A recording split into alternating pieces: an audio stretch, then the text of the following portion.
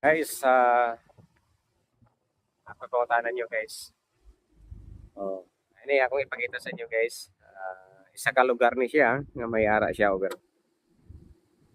So, amo na yung overpass. Isa ka barangay siya pero may overpass.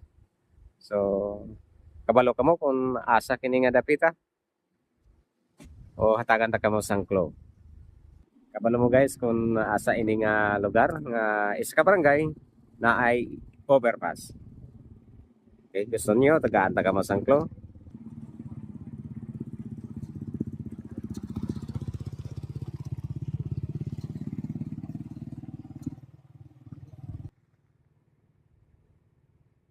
Amo ni siyang overpass sa isa ka barangay. So, nag-inusara na siya nga barangay nga manaay overpass sa bilog nga Kapes sa tibok nga Kapes. Kabalo mo ani kung asa ni nga lugar o kung sa ni nga barangay? Iha!